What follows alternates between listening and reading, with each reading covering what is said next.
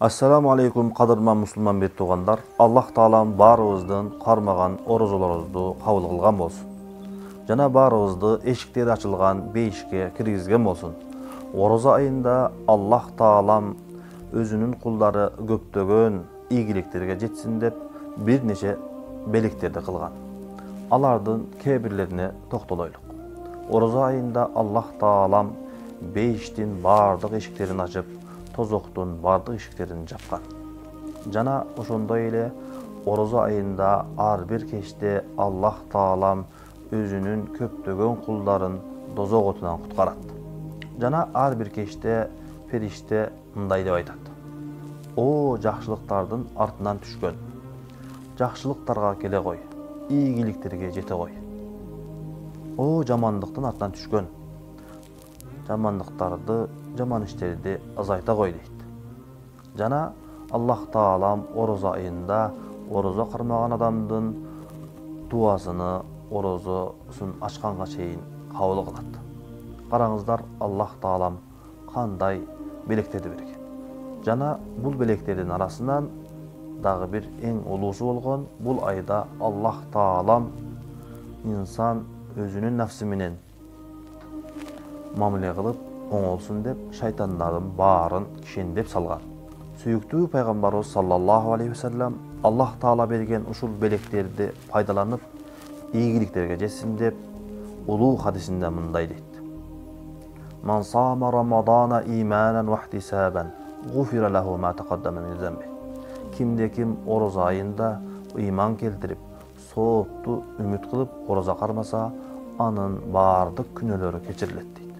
Жана сүйүктүү пайгамбарыбыз саллаллаху алейхи вассалам башка бир хадисинде мындай дейт: "Кимде-ким ороза айында көптөгөн ибадаттар менен, намаздар менен, дуалар менен ыйман келтирип, сооп үмүт кылып ибадат кылса, Allah Taalam анында өткөн бардык күнөөлөрүн кечирет" дейт. Allah Taalam барыбызды ушундай ийгиликке жеткизген болсун.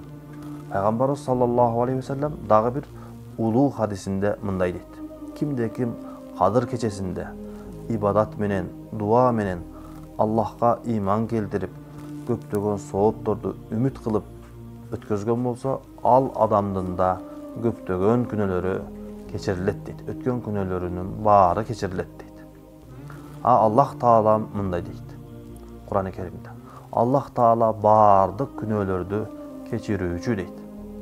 Хадиси кудусиде пайгамбарыбыз саллаллаху алейхи вассалам айткан хадисте Allah Taala мындай дейт: "О адам баласы, менден дуа кылып сурагын, үмүт кылгын. Эгерде сенин күнөөлөрүң асман тирип калса да, алардын баарын кечирем" дейт. Allah Taala бизге ушундай белектерди берип, сүйүктүү пайгамбарыбыз саллаллаху алейхи вассалам өзүнүн улуу насаттарын айткандан кийин саллаллаху алейхи вассалам мындай дейт: "Кимде-ким ушул ороза айынан ушунчалык берилген мүмкүнчүлүктөрдү пайдаланбастан күнөөсү кечирилбей чыккан болсо, ал адамды Allah Taalam алыстатсын, бейиштен алыстатсын, ырайымынан алыстатсын" дейт. Себеби караңыздар, Allah Taalam канчалаган белектерди берди, кандай сонун мүмкүнчүлүктөрдү түзүп берди.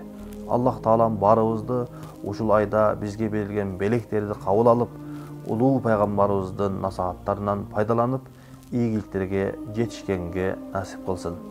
Ассаламу алейкум ва рахматуллахи ва баракатуh.